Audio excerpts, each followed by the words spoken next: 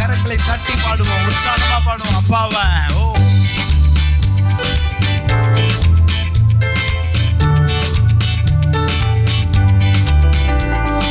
சிங்காசனம் விட்டிறங்கி நம் வாழ்வில் நம்மில்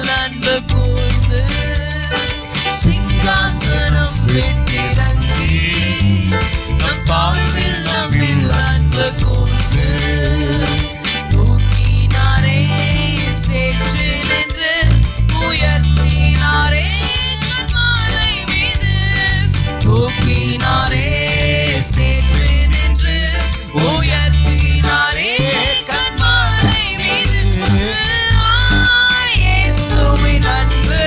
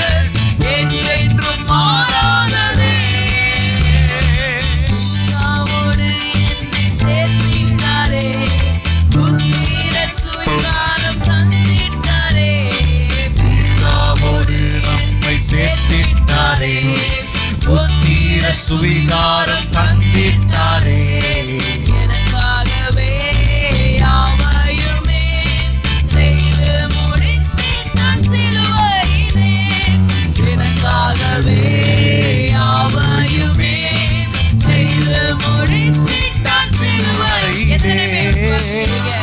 எனக்காக எல்லாவற்றையும் கல்வாரி சிலுவையிலே எல்லாவற்றையும் தேவன் செய்து முடித்து விட்டார் என்பதை எத்தனை பேர் விசுவாசிக்கிறீங்க? அதை விசுவாசிக்கிறவங்களுக்கு அவங்களுடைய வாழ்க்கையில் அது அப்படியே நடக்கும். என் கடன் பிரச்சனை, என் வியாதி, என் பலவீனம், என் தேவைகள், என் பற்றாக்குறைகள் எல்லாவற்றையும் கல்வாரி சிலுவையிலே எல்லாவற்றையும் என் தேவன் சுமந்து தீர்த்து விட்டார். நான் இனி கஷ்டப்பட தேவையில்லை, நான் பலவீனனா இருக்க தேவையில்லை, நான் பற்றாக்குறையோடு நான் வாழணும் தேவையில்லை. கல்வாரி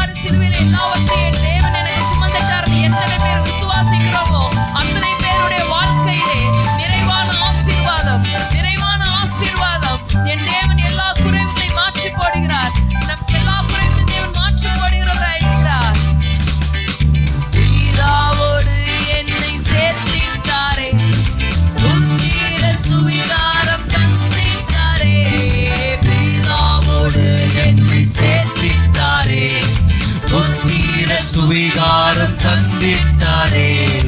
எனக்காகவே யாவையுமே செய்து முடித்திட்டார் சிலுவையிலே. எனக்காகவே யாவையுமே செய்து முடித்திட்டார் சிலுவையிலே. இயேசுவின் அன்பு அற்புதம் அற்புதமே. ஓ என் நேசரின் அன்பு என்றென்றும் மாறாததே. இயேசுவின் அன்பு அற்புதம் அற்புதமே. ஓ என் நேசரின் அன்பு என்றென்றும் மாறாததே. இயேசுவின் அன்பு அற்புதம் அற்புதமே. ஓ என் நேசரின் அன்பு என்றென்றும் மாறாததே. இயேசுவின் அன்பு அற்புதம் அற்புதமே. ஓ என் நேசரின் அன்பு என்றென்றும் மாறாததே. நன்மையினால் திருப்தியாக்குகிறார். இரக்கங்களால் முடிசூட்டுகிறார். நன்மையினால் திருப்தியாக்குகிறார். இரக்கங்களால் முடிசூட்டுகிறார். கழுகை போல புது பலன் கொண்டு உயர பறந்திட செய்கிறாரே. கழுகை போல புது பலன் கொண்டு உயர பறந்திட செய்கிறாரே.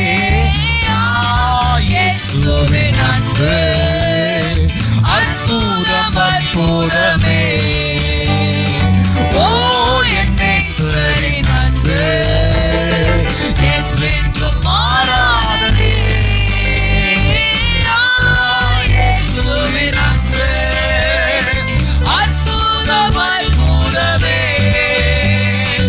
ஓ என் நேசரின் அன்பு என்றென்றும் மாறாததே.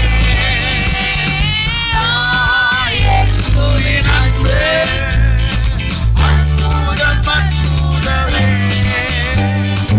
ஓ என் நேசரின் அன்பு என்றென்றும் மாறாததே. ஹalleluya. ஸ்தோத்திரம். நன்மையினால் திருப்தியாக்குகிறார். ஸ்தோத்திரம். இரக்கங்களால் முடிசூட்டுகிறார். நன்மையினால் திருப்தியாக்குகிறார். இரக்கங்களால் முடிசூட்டுகிறார். கழுகை போல புது பலன் கொண்டு உயர பறந்திட செய்கிறாரே. கழுகை போல புது பலன் கொண்டு பாதுகாப்பை பேசு. உயர தூதர்களுடைய பாதுகாப்பை பேசு. பறந்திட செய்கிறாரே. பாதுகாப்பை பேசு. எல்லா கழுகை போல விக்கிரகங்களை இயேசுவின் நாமத்தினாலே அதட்டுகிறேன். ஸ்தோத்திரம். உயர ஆராதிப்பதற்கு தடையாய் இருக்கிற எல்லா பிசாசின் கிரியைகளை சபித்து நான் அதட்டுகிறேன். தேவ பிரசன்னத்துக்கு எதிர் நிற்கிற எல்லா வானமண்டல பொல்லாத ஆவியின் செயல்கள் இயேசுவின் நாமத்தினாலே கட்டப்படுவதாக, கட்டப்படுவதாக. வானமண்டலத்தின் பொல்லாத ஆவியின் செயல்கள் கட்டப்படுவதாக. ஓ ரேமானா கமா ஷலரனா வருகிறவர்கள் துரிதமாய் வருவார்களாக. ஓ தடை செய்கிற பிசாசின் கிரியைகளை அதட்டுகிறேன். ஓ ரேமா இயேசுவின் அன்பு அற்புதம் அற்புதமே. ஓ என் நேசரின் அன்பு என்றென்றும் மாறாததே.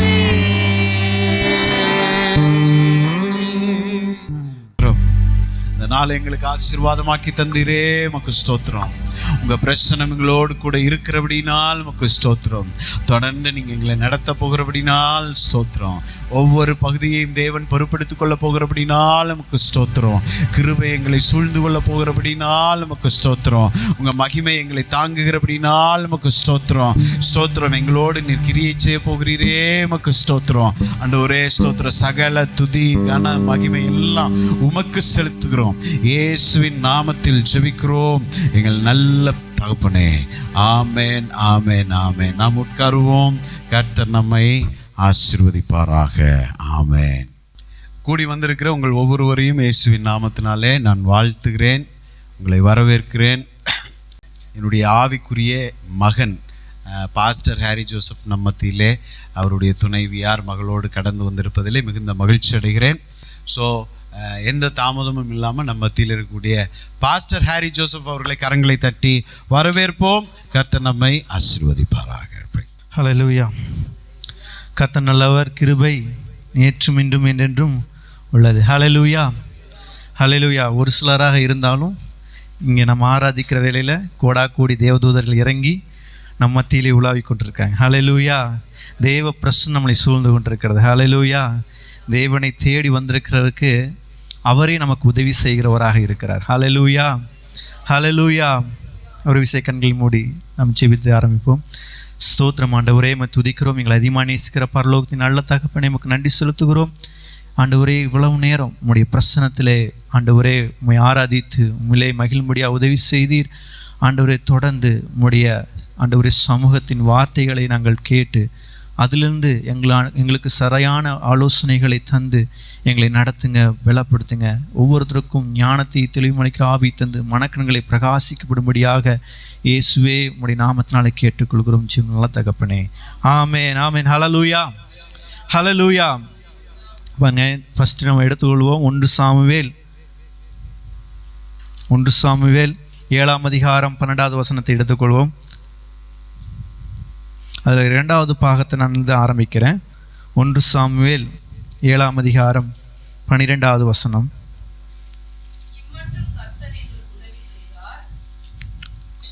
வாசிங்க சிஸ்டர்.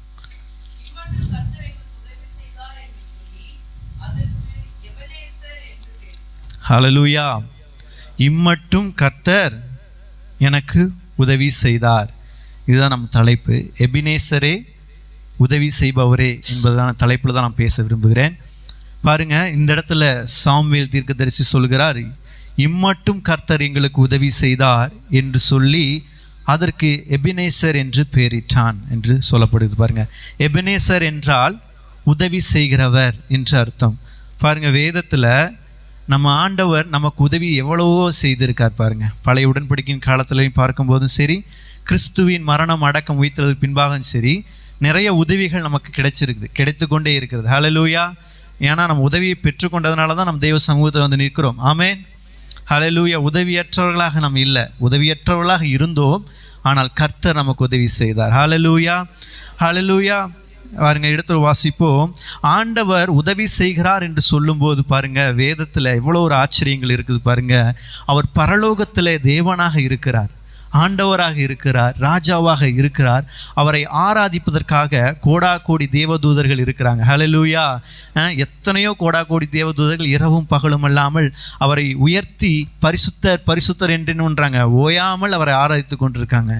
ஆனால் இங்கே வேதம் தெளிவாக சொல்லுது பாருங்க, அவர் நமக்கு உதவி செய்கிறவராக இருக்காராம், மனு குலத்திற்கு உதவி செய்கிறவராக இருக்காராம்.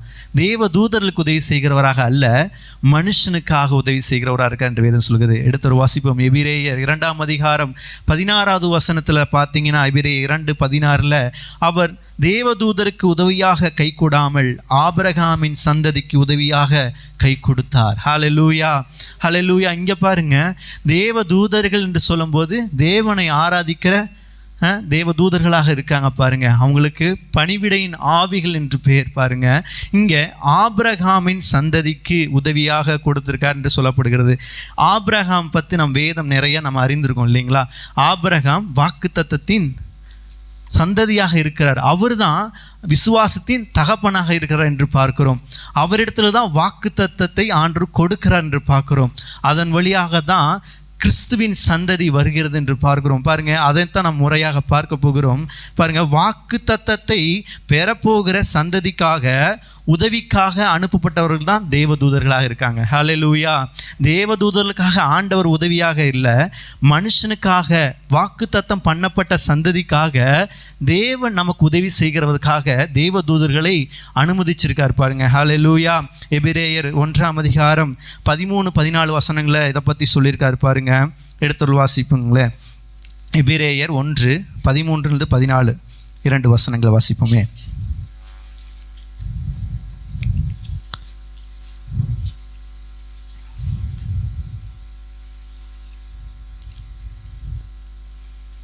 எபிரேயர் 1:13-14 2 வசனங்கள். மேலும் நான் உம்முடைய சத்துருக்களை உமக்கு பாதபடியாக்கி போடும் வரைக்கும் நீர் என்னுடைய வலது பார்சத்தில் உட்காரும் என்று தூதர்களில் யாருக்காவது எப்போதாயிலும் அவர் சொன்னதுண்டா? ரட்சிப்பை சுதந்தரிக்கப் போகிறவர்கள் நிமித்தமாக ஊழியம் செய்யும்படிக்கு அவர்கள் எல்லாரும் அனுப்பப்படும் பணிவிடை ஆவிகளாய் இருக்கிறார்கள் அல்லவா? பாருங்க, இங்க வேதம் தெளிவா சொல்லுது. பாருங்க, நான் உம்முடைய சத்துருக்களை உமக்கு பாதபடி ஆக்கு போடும் வரைக்கும் நீர் என்னுடைய வலது பாரசில் உட்காரும் என்று தூதர்களில் யாருக்காவது எப்போதாகிலும் அவர் சொன்னதுண்டா? வேதம் சங்கீதத்தில் சொல்லப்பட்டிருக்குது. பாருங்க, நம்மை குறித்து தான் வேதம் சொல்லுகிறது. நம்ம தான் ரட்சிப்பை சுதந்திரிச்சு கொள்ளக்கூடிய சந்ததியாக இருக்கிறோம். நமக்கு தான் தேவதூதர்களை பணிவிடையின் ஆவிகளாக கொடுத்திருக்கார். நமக்கு உதவி செய்வதற்காக தேவதூதர்களை கொடுத்திருக்கார். பாருங்க, தேவன் தூதர்களுக்கு உதவி செய்யல, தூதர்களை நமக்கு உதவி செய்யும்படியாக ஆண்டவர் அனுமதிச்சிருக்கார். ஹல்லேலூயா. பாருங்க, அடுத்த வசனம் வாசிக்க பாருங்க. கலாத்தியர் 3:26 வசனத்தில் வாசிங்களேன். 3:26 சொல்லப்பட்டிருக்குது. பாருங்க, யாருக்காக அவர் உதவி செய்கிறவராக இருக்கார் தேவன் அப்படின்னு சொல்லப்பட்டிருக்குது. பாருங்க, கலாத்தியர் 3:26 நீங்கள் எல்லாரும் கிறிஸ்து இயேசுவை பற்றும் விசுவாசத்தினாலே தேவனுடைய புத்திரர்களாக இருக்கிறீர்களே என்று வேதம் சொல்லுகிறது. பாருங்க, தேவதூதர்களை ஆண்டவர் என்ன பண்ணல, ஒரு உயர்வான இடத்துல வைக்கல. பாருங்க, ஆனால் தேவன் என்ன பண்ணார்னா பரலோகத்திற்கு தகப்பனாக ஆண்டவராக இருக்கிறார். இந்த பூமிக்குரிய மண்ணிலிருந்து உருவாக்கப்பட்ட ஆதாமை சின்ன தேவனாக இந்த பூமியிலே ஆளும்படியாக வைத்தார். அவருக்குள்ள இருக்கிற குணாதிசயம், அவருக்குள்ள இருக்கிறதான சாயல், அவருக்குள்ளான ரூபம் அந்த ஆதாமுக்குள்ளே கொடுத்து அவனை ஆளுகை செய்கிறவராக, அவனுக்கு வேலை செய்யக்கூடிய ஆட்களை ஆண்டவர் அனுமதிச்சிருந்தார். பாருங்க, தேவதூதர்கள் அவங்களுக்காக தான் வேலை செய்கிறாங்க இல்லையா? அப்பேற்பட்ட காரியத்தை செஞ்சிருக்காரு. இங்கே புத்திரர்களுக்காகத்தான் ஆண்டவர் என்ன பண்ணுறாருங்க, உதவி செய்கிறவராக இருக்கிறார்னு பார்க்குறோம். இங்கே தேவதூதர்கள் வேலை செய்கிறவர்களாக இருக்காங்க, பணிவிடையின் ஆவிகளாக இருக்காங்க. அவங்க நமக்கு உதவி செய்கிறாங்க. தேவன் தேவனாக இருக்கிறார். அவர் மூலியமாக, கிறிஸ்துவின் மூலியமாக நாம் புத்திரர்களாக இருப்பதினாலே நமக்கு உதவி செய்கிறவராக இருக்கிறார். ஹல்லேலூயா. பாருங்க, யோவான் 1:12 சொல்லப்பட்டிருக்கிறது. அவருடைய நாமத்தின் மேல் விசுவாசம் உள்ளவர்களாய் அவரை ஏற்றுக்கொண்டவர்கள் எத்தனை பேர்களோ அத்தனை பேர்களும் தேவனுடைய பிள்ளைகளாகும்படி அவர்களுக்கு அதிகாரம் கொடுத்தார் என்று சொல்லப்பட்டிருக்குது. பாருங்க, யாருக்கு அந்த ஸ்லாக்கியம் கொடுத்துருக்காருன்னா பிள்ளைகளுக்கு தான், புத்திரர்களுக்கு தான் ஆண்டவர் என்ன பண்ணியிருக்காருங்க, அந்த ஸ்லாக்கியத்தை, அந்த அதிகாரத்தை கொடுத்துருக்காரு. தேவ தூதர்களுக்கு கொடுக்கல, ஆனால் நமக்கு கொடுத்துருக்கார். காரணம் என்ன? கிறிஸ்து இயேசுவின் நாமத்தை விசுவாசிக்கிற ஒவ்வொருத்தருக்குள்ளேயும் இங்கே வசனம் சொல்லுது பாருங்க, அவருடைய நாமத்தை மேல் விசுவாசம் உள்ளவர்களாய் அவரை ஏற்றுக்கொண்டவர்கள் எத்தனை பேர்களோ அத்தனை பேர்களும் தேவனுடைய பிள்ளைகளாகும்படி அதிகாரத்தை கொடுத்துருக்காரு. அப்போது எல்லாருக்குமான இந்த சுவிசேஷத்தை ஆண்டு நுண்ணிருக்காருங்க, கொடுத்துருக்கிறாரு. எல்லாருக்குமாக கிறிஸ்து பலியாக இருக்கிறார் என்று தான் இங்கே விளங்குது. பாருங்க, அடுத்தது வாசிப்போம். எபிரேயர் 2:16 சொல்லப்பட்டிருக்கிறது. ஆதலால் அவர் தேவதூதருக்கு உதவியாக கை கொடாமல் ஆபிரகாமின் சந்ததிக்கு உதவியாக கை கொடுத்தார் என்று பார்க்கிறோம். ஆபிரகாமின் சந்ததிக்கு அப்படின்னு சொல்றார். பாருங்க, நான் ஆல்ரெடி முதல்ல சொன்னேன் இல்லைங்களா, ஆபிரகாம் வாக்குத்தத்தம் பெற்றுக்கொண்ட சந்ததியாக இருக்கிறார். அவருக்கு தான் அந்த வாக்குத்தத்தம் கொடுக்கப்பட்டிருக்கிறது. பாருங்க, அந்த சந்ததி மூலியமாகத்தான் நமக்கு உதவிகள் கிடைக்கிறது தேவனிடத்திலிருந்து. எல்லா ஜனங்களுக்குமே உதவி கிடைக்கல. பாருங்க, தேவனுடைய உடன்படிக்கைக்கு சொந்தக்காரர்களும் தேவனுடைய புத்திரர்களுக்கும் தான் அந்த உதவி கிடைக்குது. ஆண்டவர் எல்லாருக்குமே ஆசீர்வாதம் அளிக்கிறார். பாருங்க, நல்லோர் மீதும் தீயோர் மீதும் இன்னொரு மழையை வர்ஷிக்க பண்ணுகிறார், சூரியன் உதிக்க பண்ணுகிறார் இல்லைங்களா? எல்லாருக்குமே அந்த ஆசீர்வாதமாக இருக்குது. ஆனால் உதவி யாருக்கு கிடைக்குதுன்னா தேவனுடைய புத்திரர்களுக்கும் பிள்ளைகளுக்கு மட்டும்தான் கிடைக்குது. பாருங்கள், ஹல்லேலூயா. யார் உதவி செய்கிறார்னா ஆண்டவரே உதவி செய்கிறவராக இருக்கார். ஹல்லேலூயா. எந்த மனுஷனும் நமக்கு உதவி செய்யாமல் போனாலும் பரவாயில்லைங்க, ஆனால் பரலோக தகப்பன் நமக்காக உதவி செய்வதற்காக இயேசு கிறிஸ்துவை தன்னுடைய சொந்த குமாரனை நமக்கு கொடுத்திருக்கார். ஹல்லேலூயா. எவ்வளோ பெரிய ஸ்லாக்கிங்க. தேவதூதர்களை கட்டளையிட்டால் உடனே வந்து நமக்கு வேலை செய்வாங்க. ஆனாலும் அதை காட்டிலும் தேவனுக்கு தற்ரூபமாய் எண்ணப்பட்ட தேவனுடைய சாயலை உடையவராகி இருக்கிற இயேசு கிறிஸ்துவை நமக்காக பலியாக கொடுத்திருக்கார். நமக்காக உதவி செய்யும்படியாக அனுப்பியிருக்கார். ஏன் இயேசு கிறிஸ்துவை அனுப்பணும்? பணிவிடையின் ஆவிகளை தேவதூதர்களை அனுப்பியிருக்கலாமே. இந்த ரட்சிப்பின் சுவிசேஷத்தை அவர்கள் மூலியமாக அறிவிச்சிருக்கலாமே. இந்த மீட்பை அவர்கள் மூலியமாகவே உண்டாக்கியிருக்கலாமே. பரலோகத்திலே தேவன் அமர்ந்து கொண்டு கட்டளையிட்டு இருந்தால் எல்லாம் நடந்திருக்குமே. ஆதியாகமம் புஸ்தகத்தில் வாசிக்கிறோம் இல்லைங்களா? அவர் வாயை திறந்து வார்த்தையை சொல்லும் போது வானம் பூமி என்ன ஆகுதுங்க? உண்டாகுது. அவர்னால எதுவுமே செய்ய முடியாத காரியங்கள் ஒன்றுமில்லை என்று வேதம் சொல்லுகிறது. அப்படி இருக்கும்போது அவர் வானத்திலிருந்து வாயை திறந்து இப்பொழுதே ரட்சிப்பு உண்டாவதாக என்று சொல்லியிருந்தால் நிச்சயமாக என்ன இருக்குங்க? நடந்திருக்கும். ஆனால் அவர் அப்படி செய்கிறவர்ல கர்த்தர் நீதி உள்ளவராக இருக்கிறார். ஹல்லேலூயா, ஹல்லேலூயா. அவர் எப்பொழுதுமே உண்மையில் மாறாதவராக இருக்கிறார். ஹல்லேலூயா. அவர் எப்பொழுதுமே உதவி செய்ய வல்லவராக இருக்கிறார் என்று வேதம் சொல்லுகிறது பாருங்க. ஆகவே இந்த ஆபிரகாம் தேவனுடைய வார்த்தைக்கு செவி சாய்த்ததுனால அவருடைய விசுவாசத்தினால தகப்பனாக எண்ணப்பட்டார். அந்த விசுவாசத்தை கனம் பண்ணுவதற்காக தேவன் வாக்கு தத்தத்தை கொடுக்கிறார் என்று பார்க்கிறோம். அந்த வாக்கு தத்தத்தின் வழியாகத்தான் கிறிஸ்துவின் மூலமாக நம்ம என்ன பண்ணுறோம்? புத்திரர்களாக மாற்றப்படுகிறோம் என்று வேதம் சொல்லுகிறதுங்க. ரோமர் 9:8 சொல்லப்பட்டிருக்குது பாருங்க. அது எப்படி என்றால், மாம்சத்தின்படி பிள்ளைகளானவர்கள் தேவனுடைய பிள்ளைகள் அல்ல, வாக்கு தத்தத்தின்படி பிள்ளைகளானவர்களே அந்த சந்ததி என்றெண்ணப்படுவார்கள் என்று வேதம் சொல்லுங்க பாருங்க. மாம்சத்தின் வழியாக பிறந்தவர்கள்னா என்ன அர்த்தம்னா, அவங்க மூலியமாக வாக்கு தத்தம் பண்ணப்பட்ட அவங்க சந்ததியிலிருந்து இன்னொரு இடத்துலேருந்து அந்த உதவி கிடைக்கல பாருங்க. யாருக்கு கிடைக்குதுன்னா, வாக்கு தத்தத்துக்கு தன்னுடைய விசுவாசத்தை செலுத்தின தேவனை சார்ந்து கொண்டவர்களுக்கு தான் அந்த சந்ததி வழியாக தான் அந்த உதவியே கிடைக்குதுன்னு பார்க்குறோம். அப்போது இங்கே சொல்கிறாரு, மாம்சத்தின்படி பிள்ளையானவர்கள் தேவனுடைய பிள்ளைகள் அல்ல, வாக்கு தத்தத்தின்படி பிள்ளைகளானவர்களே அந்த சந்ததி என்று எண்ணப்படுவார்கள் என்று சொல்லப்படுகிறது. அப்போ அந்த சந்ததி யாராக இருக்கிறார்கள் அப்படிங்கிற வேதம் பார்க்க போகிறோம் பாருங்க. கலாத்தியர் 3:16 வாசிப்போம். 3:16.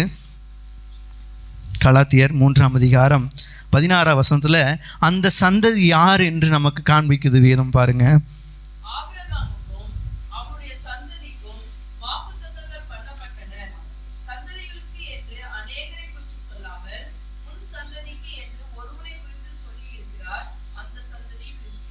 பாருங்க, ஏன் ஆண்டவர் இங்கே வந்து சொல்கிறாரு பார்த்தீங்கன்னா, சந்ததிக்கு என்று சொல்லும்போது ஆபிரகாமுக்கு முதல்ல என்னங்க?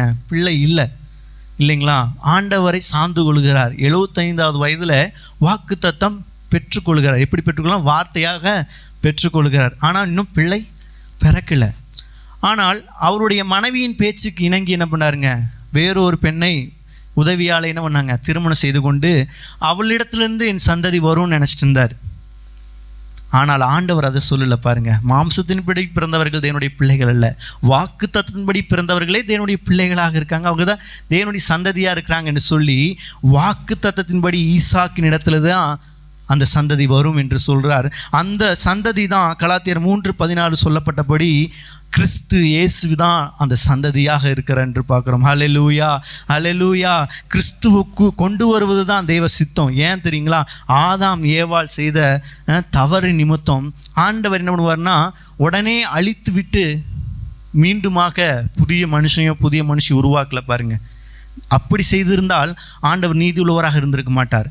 அவருடைய வார்த்தைக்கே கீழ்ப்படியாதவராக இருந்திருப்பார். ஆனால் ஆண்டவர் சொல்லுகிறார், சகல பிரஸ்தாவத்தை பார்க்கிலும் நீர் உம்முடைய வார்த்தையின்னு இருக்கீங்க மகிமைப்படுத்தியிருக்கின்ற சங்கீதம் சொல்லப்பட்டிருக்குது. அப்போது ஆண்டவரை காட்டிலும் மேலாக அவர் நினைக்கிறது என்னென்னா, அவருடைய வார்த்தை தான். கொடுத்த வார்த்தை அவர் என்ன மாட்டாருங்க? மீறி செயல்பட மாட்டார்.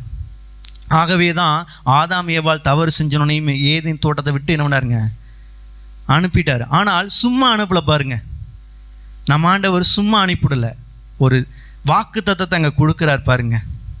உன் வித்துக்கும் அவள் வித்துக்கும் பகையை உண்டாக்குவேன், நீ அவர் குதிங்காலை நசுக்குவாய், அவர் உன் தலையை நசுக்குவார் என்று சொல்கிறாரு. இங்கே ஸ்திரீயின் வித்துக்கு அப்படிங்கும்போது தான் இந்த புதிய உடன்படிக்கையின் காலத்தில் அப்படியே பாருங்க, கன்னிகையின் வயிற்றிலே இயேசு கிறிஸ்து பிறக்கிறார். ஸ்திரீயின் வித்து யாரு? மனுஷனிடத்துலேருந்து தான் வித்து புறப்படும், பெண்ணிடத்துலேருந்து வித்து கிடையாது. ஆனால் ஆண்டவர் என்ன பண்ணார்? வாக்குத்தத்தம் சொன்ன வார்த்தையை நிறைவேற்றுகிறார். ஹல்லேலூயா. பாருங்க, மரியாளிடத்திலே பரிசுத்தாவின் நேரிடும் போது என்ன பண்ணுறாங்க? பரிசுத்த சந்ததி வருகிறது, வாக்குத்தத்தம் பண்ணப்பட்ட சந்ததி வருகிறது. அந்த சந்ததி தான் கிறிஸ்துவாக இருக்கிறார். ஹல்லேலூயா, ஹல்லேலூயா. கிறிஸ்து அதன் வழியாக சந்ததியாக வருகிறான்னு பார்க்குறோம். கலாத்தியர் 3:29 வாசிக்கிறோம் பாருங்க. நீங்கள் இப்போது எப்படி இருக்கீங்கன்னா, கிறிஸ்துவை ஏற்றுக்கொண்டதுனால, கிறிஸ்துவின் நாமத்தை விசுவாசித்து அவர் தான் என்னுடைய உலக இரட்சகர், என்னுடைய மீட்பர், எனக்கு அவர் தான் உதவி செய்கிறவர் என்று நீங்கள் ஏற்றுக்கொண்டதனால் நீங்கள் எப்பேற்பட்ட சந்ததியாக மாறுகிறீர் என்று வேதம் சொல்லுகிறது பாருங்க.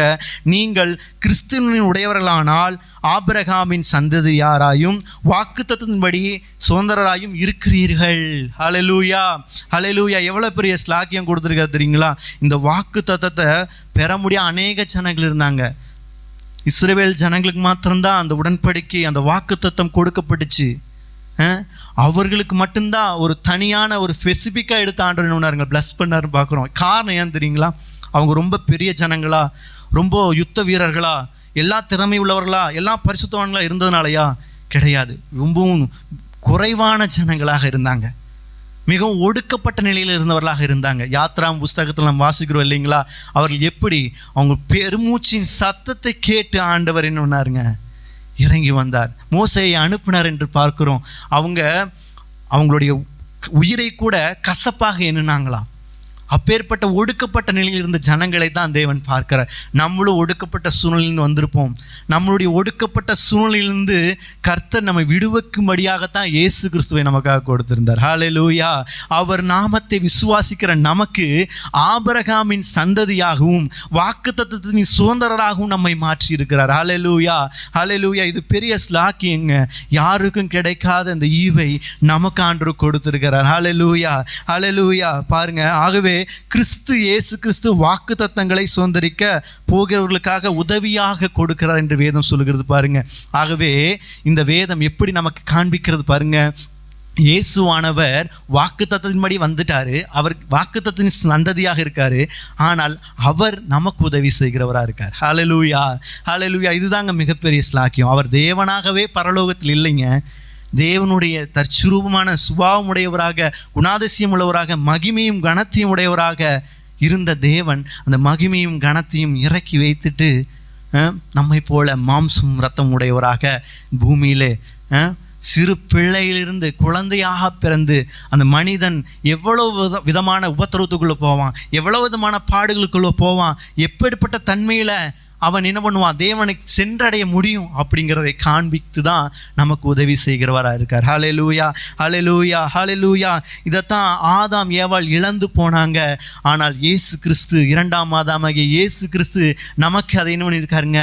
மீட்டு கொடுத்திருக்கார். காரணம் நமக்கு உதவி செய்கிறவராக இருக்கார் என்று வேதம் சொல்லுகிறது பாருங்க. ஏன் அந்த வாக்குத்தத்தத்தை கொடுக்கிறாருன்னா, யோவான் 3:16-17 வாசிக்கிறோம் பாருங்க. தேவன் இவ்வளவாய் அன்பு கூர்ந்தார். யார் மேலங்க அன்பு கூர்ந்தாரு? தன்னுடைய ஒரே பேரான குமாரன் மேல வைத்திருந்த முழு அன்பு. அவர் வார்த்தைக்கு உடனே கீழ்ப்படுகிறவர் யாருங்க? இயேசு கிறிஸ்து, வார்த்தையாகிய தேவன். அவர் மேலதான் முழு அன்பும் இருந்துச்சு.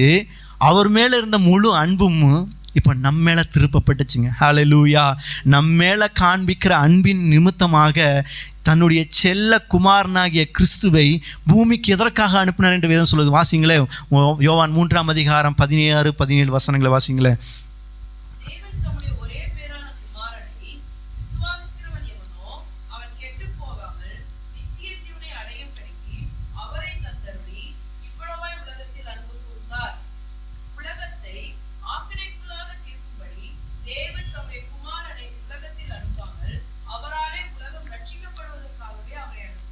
பாருங்க, உலகம் ஆக்கினிக்காக ஏற்படுத்தப்பட்டிருக்குது. பாவம் பெருகிருச்சு, சாபம் பெருகிருச்சு, மீறுதல் உள்ளவர்களாக, அக்கிரம் செய்கிறவர்களாக இருக்கிறாங்க. ஆனால் ஆண்டவர் என்ன பண்ணாருங்க? அப்பேற்பட்ட ஜனங்களுக்காக சொன்னதும் கீழ்ப்படுகிற தன்னுடைய வார்த்தையாகிய தேவனை கீழ்ப்படியாத ஜனங்களாகிய நமக்காக அனுப்பினார். ஹல்லேலூயா, ஹல்லேலூயா. எத்தனையோ முறை நம்ம ஆண்டவரை ஆண்டோடைய வார்த்தைக்கு இணங்காமல் எத்தனையோ காரியங்கள் செய்திருப்போம். ஆனால் அப்படிப்பட்ட முரட்டாட்டம் உள்ள வணங்கா கழுத்துள்ள ஜனங்களுக்காகத்தான் எப்பொழுதுமே தேவனுடைய வார்த்தைக்கு உடனே ரெஸ்பாண்ட் பண்ணுற இயேசு கிறிஸ்துவை நமக்காக பலியாக கொடுத்திருக்கார். ஹல்லேலூயா, ஹல்லேலூயா. நம்மீது வைத்த தமது அன்பை விளங்க பண்ணுவதற்காக கிறிஸ்துவை கல்வாரி சிலுவைக்கு ஒப்பு கொடுத்தார் என்று பார்க்கிறோம். அவர் பூமிக்கு வந்தார் என்றால் உங்களைப் போல எங்களைப் போல பாடுகள் படணுங்கிறதுக்காகத்தான் அனுப்பப்பட்டார். பாருங்க, வேதம் சொல்லுகிறது, எபிரேயர் 2ஆம் அதிகாரம் 18வது வசனத்தில் சொல்லப்பட்டிருக்கு பாருங்க, ஆதலால் அவர்தாமே சோதிக்கப்பட்டு பாடுபாடப்பட்டபடியினால் அவர் சோதிக்கப்படுகிறவர்களுக்கு உதவி செய்ய வல்லவராக இருக்கிறார் என்று வேதம் சொல்லுகிறது. ஏன் வல்லவராக இருக்கிறார் என்றால், சோதிக்கப்படுகிறவர் அவர் சோதிக்கப்பட்டார். ஹல்லேலூயா, ஹல்லேலூயா. சும்மா இயேசுவேன்னு சொல்கிறீங்களே, என்னன்னு செய்தார் அப்படின்னா வேதம் தெளிவாக சொல்லுதுங்க. ஏசாயா 53ஆம் அதிகாரத்தில் நீங்கள் வாசிச்சிங்கன்னா, அவர் அழகும் சுருவும் இல்லாமல் அந்த கோலம் அடைந்தார். அவர் பார்க்கத்தக்க ரூபம் அவரிடத்தில் இல்லை. ஹல்லேலூயா, ஹல்லேலூயா. அவருடைய முதுகை பார்த்தா உழவன் என்ன பண்ணுவார்னா, அந்த நிலத்தை பண்படுத்துறதுக்காக உழுவார் இல்லைங்களா? அந்த நிலத்தை எவ்வளோ கடினமான நிலமாக இருந்தாலும் அதை பேர்த்து வெளியே எடுக்கும் இல்லையா, மண்ணை வெளியே கொண்டு வரும் இல்லையா, அதை சமன்படுத்தணும்ல, அதை போல இயேசு கிறிஸ்துவின் தோற்றம் உண்டானதாமா. ஹல்லேலூயா, ஹல்லேலூயா.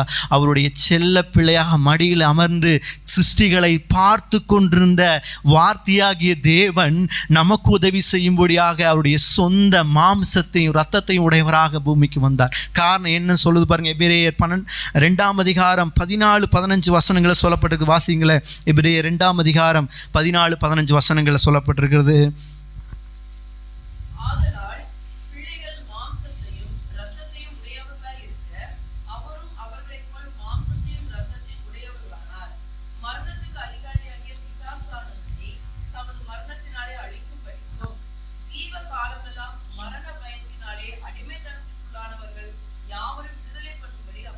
பாருங்க, எதுக்கு அப்படி ஆனார் கல்வாரி சிலுவைக்கு?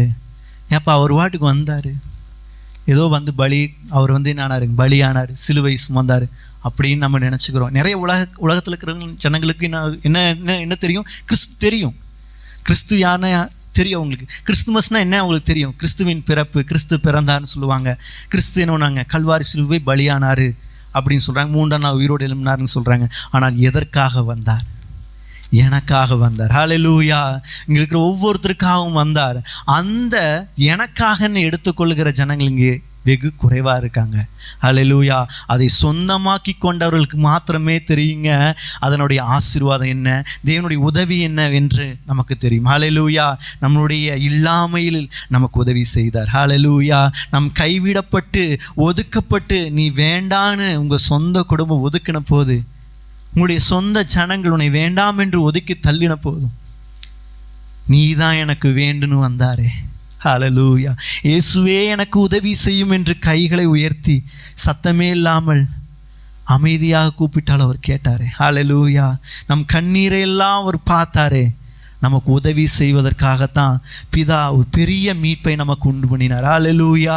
பிதாவின் மிக பெரிதான திட்டம் குமாரனை நமக்கு உதவி செய்யும்படியாக அனுப்பினார் என்று வேதம் சொல்லுகிறது. ஹல்லேலூயா, ஹல்லேலூயா. பாருங்க, இயேசு கிறிஸ்து மனுக்குலத்தின் பாவங்கள், சாபங்கள், வியாதிகள், ஆக்கினைகள், தண்டனைகள், தரித்திரங்கள், வீழ்ச்சிகளை எல்லாவற்றையும் தன்மேலாக ஏற்றுக்கொள்ளும்படியாக வந்தார். ஹல்லேலூயா, ஹல்லேலூயா. தன்னலமற்ற ஆண்டவர் அவர், அன்பான ஆண்டவர். அவர் உதவி அவருக்கு தேவைப்படலை, நமக்கு உதவி செய்யும்படியாக வந்தார்.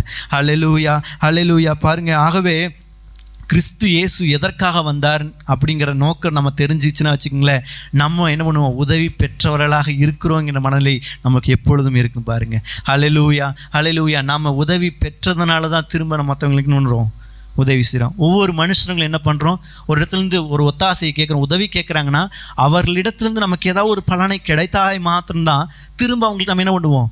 உதவி செய்ய துணிகரம் படுவோம். ஆனால் நாம் அக்கிரமக்காரர்கள், தேவனுடைய வார்த்தைக்கு கீழ்ப்படியாத ஜனங்கள், தேவன் வாக்கு தத்துவத்துக்கு புறமானவர்களாக இருந்த நமக்கு பாருங்கள், கிடைத்த ஸ்லாக்கியம் என்ன தெரியுங்களா? கிறிஸ்து நியாயப்பிரமாணத்தை நிறைவேறுதலாக இருந்து கிறிஸ்துவின் சந்ததியில் அவரை ஏற்றுக்கொண்ட விசுவாசிக்கிற நமக்கு அந்த சந்ததியின் வழியாக மீட்பையும் ரட்சிப்பையும் ஆசீர்வாதத்தையும் தேவ நீதியையும் தேவனுடைய குமாரனுடைய சாயலையும் கொடுத்து புத்திரர்களாக மாற்றி அதிகாரங்களை கொடுத்து வல்லமைகளை கொடுத்து அபிஷேகத்தை கொடுத்து ஆசீர்வாதங்களை கொடுத்து நம்மை இன்றைக்கு உதவி செய்து நம்மை மற்றவர்களுக்கு உதவி செய்வதாக வைத்திருக்கார். ஹல்லேலூயா, ஹல்லேலூயா, ஹல்லேலூயா. பாருங்க, ஆண்டவர் உதவி செய்கிறவராக எப்பொழுதுமே இருக்கிறார். அவருடைய கை எப்பொழுதும் நீட்டப்பட்டு கொண்டே தான் இருக்கிறது. ஹல்லேலூயா, ஹல்லேலூயா. நம்முடைய பிள்ளை தூக்கணுங்கிறக்காக கையை தூக்கும்போது உடனே தாய் தப்பமாக என்ன பண்ணுவாங்க? உடனே தூக்கி அணைச்சி கொள்ளுவாங்க இல்லையா? நம்ம உதவியற்ற நேரத்தில் கையை தூக்கும்போது, அப்பா என்னுடைய வேலையில் என்னை தூக்கி விடுங்க, என் படிப்பில் என்னை தூக்கி விடுங்க, என் ஊழியத்தில் தூக்கி விடுங்க, என்னுடைய குடும்ப சூழ்நிலையிலிருந்து என்னை தூக்கி விடுங்கன்னு சொல்லி உதவி கேட்கும்போது பாருங்கள், அநேக வாக்கு தத்தங்கள் நமக்கு கொடுத்துருக்கார். கிறிஸ்து இயேசுவையே உங்களுக்கு கொடுத்திருந்தார் என்றால் மற்ற எல்லாவற்றையும் உங்களுக்கு அருளாதிருப்பது எப்படி என்று வேதம் சொல்லுகிறதுங்க. நீங்கள் ஏதாவது ஒரு சூழ்நிலை கவலைப்பட்டு கொண்டிருக்கீங்களா? எனக்கு உதவி மனுஷனிடத்துலேருந்து கிடைக்கலைங்க, நான் நம்பின நபரிடத்துலேருந்து எனக்கு கிடைக்கலைங்க, என்னுடைய வேலையிலேருந்து எனக்கு உதவி கிடைக்கலைங்க, என்னுடைய ஊழியத்தில் கிடைக்கலைங்க, என்னுடைய வருமானத்தில் கிடைக்கலைங்க, என்னுடைய படிப்பு காரியங்களுக்கு கிடைக்கலைங்களா? ஆண்டவர்கிட்ட கேளுங்க, ஆண்டவர் ஆட்களை அனுப்புவார். ஹல்லேலூயா, ஹல்லேலூயா. ரட்சிப்பை சுதந்திரர்களுக்காக பணிவிடியின் தூதர்கள் நமக்காக ஆயத்தமாக இருக்காங்க. ஹல்லேலூயா. வாக்கு தத்தத்தை எடுத்து உரிமை பாராட்டி நம்ம பேசும்போது பாருங்கள், தூதர்கள் சும்மா இருக்க விட மாட்டார். நமக்காக களத்தில் இறங்கி வேலை செய்வார்கள். ஹல்லேலூயா. நமக்கான ஆசீர்வாதத்துக்காக அவர்கள் வேலை செய்து கொடுப்பார்கள். ஹல்லேலூயா, ஹல்லேலூயா.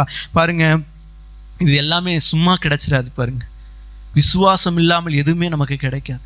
தேவன் ஒன்றே ஒன்று நம்ம இடத்துல எதிர்பார்ப்பது என்னன்னா, நம்முடைய படிப்பையோ ஞானத்தையோ பரிசுத்தையோ நீதி செய்கிறவர்களாக தானம் தரும் செய்பவர்களாக இதையெல்லாம் ஆண்டவர் பார்க்கல. ஒன்றே ஒன்று எதிர்பார்க்குறாரு. என்ன தெரியுங்களா? நீங்கள் கிறிஸ்து இயேசுவை விசுவாசித்தால் போதும், அதுவே போதுமானது என்று வேதம் சொல்லுகிறது. பாருங்கள், இந்த நாளில் நீங்கள் யூடியூப்பில் பார்த்து கொண்டு இருந்தாலும் சரிங்க, நீங்கள் எந்த சூழ்நிலையில் இருந்தாலும் சரி, ஆண்டவர் சொல்லுகிறார். ரோமர் 10ஆம் அதிகாரம் 9-10 வசனங்களை வாசிப்போம். பாருங்கள், ரோமர் 10ஆம் அதிகாரம் 9-10 வசனங்களை வாசிங்களேன்.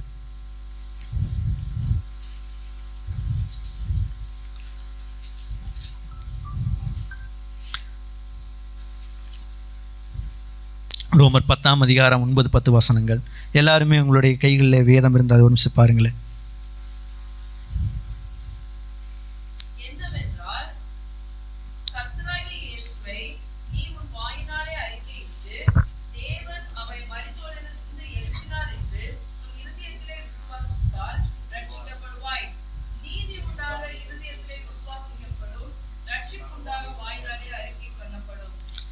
பாருங்க, சிம்பிளாக கொடுத்துட்டார் நமக்கு அந்த ட்ரூத்தை.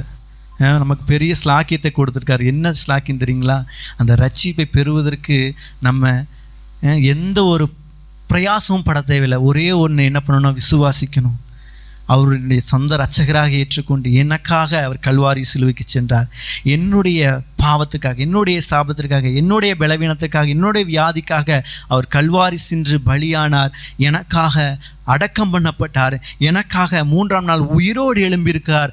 அவருடைய இரத்தத்தினாலே கழுவப்பட்டவனாக நான் இருக்கிறேன். அவருடைய நீதியை நான் விசுவாசிக்கிறேன். அவருடைய நீதியின்படி நான் தேவனுடைய பிள்ளைகளாக இருக்கிறேன் என்று விசுவாசித்து அறிக்கை செய்யால் போதும், நம்ம தேவனுடைய சந்ததிகளாக இருக்கிறோம். நம்ம உதவி பெற்றவருடைய சந்ததியாக இருக்கிறோம். ஹல்லேலூயா, ஹல்லேலூயா. ஆண்டவர் இந்த காரியத்தை நமக்கு செஞ்சிருக்கார். ஹல்லேலூயா.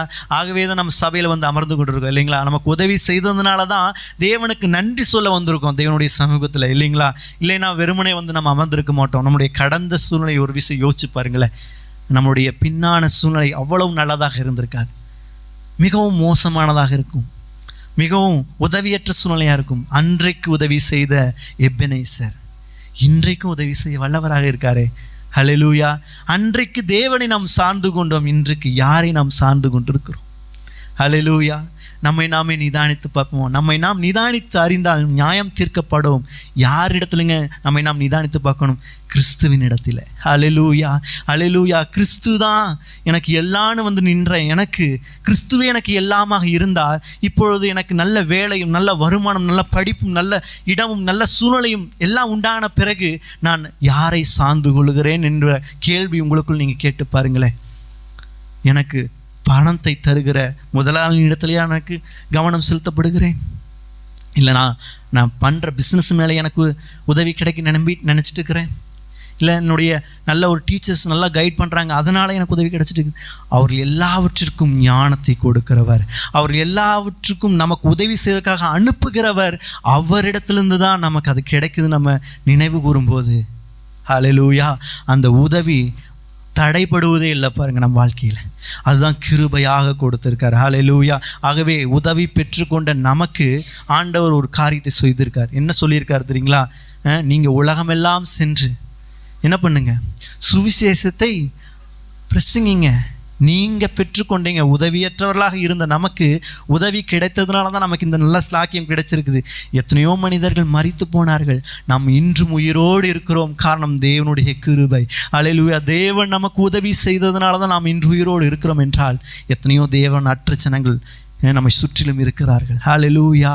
தேவன் எனக்கு செஞ்ச நன்மையை நான் சொன்னால் போதும், என் வாழ்க்கையில் ஆண்டவர் செஞ்ச நன்மையை சொன்னால் போதும், அவர்கள் தேவனை அறிந்து கொள்வார்கள். உங்கள் வாழ்க்கை தாங்க மற்றவர்களுக்கு உதவியாக மாறும். உங்களுடைய வார்த்தை தாங்க மற்றவர்களுக்கு உதவியாக மாறும்.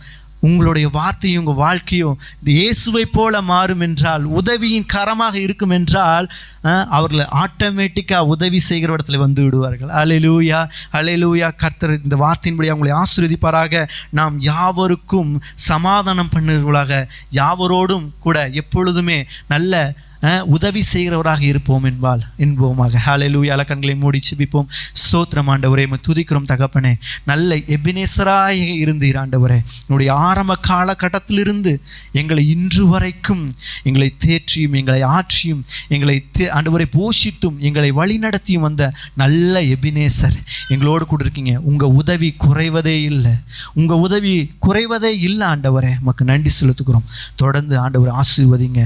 உங்கள் உதவியின் எங்களோடு கூட இருப்பதை நாங்களும் உணர்கிறோம், நாங்களும் விசுவாசிக்கிறோம். பிறருக்கு உதவி செய்கிறவர்களாக இருக்க இயேசு கிறிஸ்து எங்கும் நன்மை செய்கிறவராக சுற்றி தெரிந்தார் என்பது வேதம் சொல்லுகிற போல ஆண்டவர் நாங்களும் பிறருக்கு நன்மை செய்கிறவர்களாக, ஹல்லேலூயா, அவங்கள கண்டிக்கிறதுக்காக இல்லை, அவங்களை குற்றப்படுத்துவதற்காக இல்லை, இயேசு அதை செய்யல ஆண்டவர். எங்கள் மத்தியில் எங்களுக்கு உதவி செய்ய நாங்கள் குறைவுள்ளவர்களாக இருந்தால் எங்கள் குறைவைகளை சுட்டி காட்டி அவர் எங்களுக்கு உதவி செய்யலை. அவர் நல்லவராக இருந்தார். எங்களுக்கு நன்மையை கொடுத்து எங்களை சுட்டி காட்டி எங்களை சரிப்படுத்தி எங்களுக்கு உதவி செய்தது போல் நாங்களும் பிறருக்கு உதவி செய்யுங்க. இயேசு கிறிஸ்துவின் நாமத்தினால் ஜெபிக்கும் நல்ல தகப்பனே. ஆமேன், ஆமேன், ஆமேன். அல்லேலூயா, அல்லேலூயா.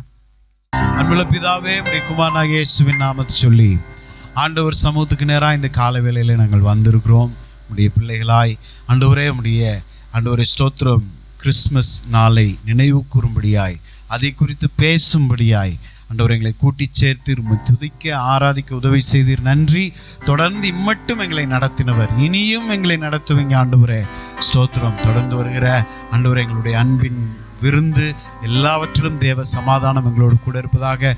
சமாதானமாய் ஆண்டவரை கடந்து செல்ல ஆண்டவர் வந்தவர்கள் வந்த வண்ணமாக அல்ல, ஸ்தோத்திரம், கிறிஸ்துவின் பிறப்பின் வல்லமையை எங்களுக்குள்ளே தரித்தவர்களாய் வெளியே செல்ல ஆண்டவர் உதவி செல்லும்படியாய் நாங்கள் ஜெபிக்கிறோம். ஆண்டவரே, எங்களை முற்றிலுமாய் தாழ்த்துகிறோம். இந்த நாளிலே ஆண்டவரை ஆண்டவரை ஸ்தோத்திரம், இந்த சபையை நேசிக்கிற ஒவ்வொரு பிள்ளைகளையும் ஆண்டவரை நாங்கள் சபையாராக நாங்கள் ஆசீர்வதிக்கிறோம். ஆண்டவரே, இயேசுவின் நாமத்தினாலே அவர்கள் ஆசீர்வதிக்கப்படுவார்களாக என்று நாங்கள் சொல்லுகிறோம். தொடர்ந்து எங்களை நடத்துங்க. இயேசுவின் நாமத்தில் ஜெபிக்கிறோம் எங்கள் நல்ல பிதாவே, ஆமென். என் ஆத்துமாவே கர்த்தரை ஸ்தோத்ரி, என் முழு உள்ளமே அவருடைய பரிசுத்த நாமத்தை ஸ்தோத்ரி. என் ஆத்துமாவே கர்த்தரை ஸ்தோத்ரி, அவர் செய்த சகல உபகாரங்களையும் மறவாதே. ஆமென், ஆமென். நம்முடைய கர்த்தராகிய இயேசு கிறிஸ்துவின் கிருபையும் பிதாவாகிய தேவனுடைய அன்பும் பரிசுத்த ஆவியானவருடைய அந்யோன்யம் ஐக்கியம் பாதுகாப்பு பராமரிப்பு இன்றும் என்றும் சதா காலங்களிலும் கர்த்தராகிய இயேசு கிறிஸ்து வரும் வரை இருப்பதாக. ஆமென், ஆமென், ஆமென். God bless you all. See you on Thursday. Hallelujah. Bye bye.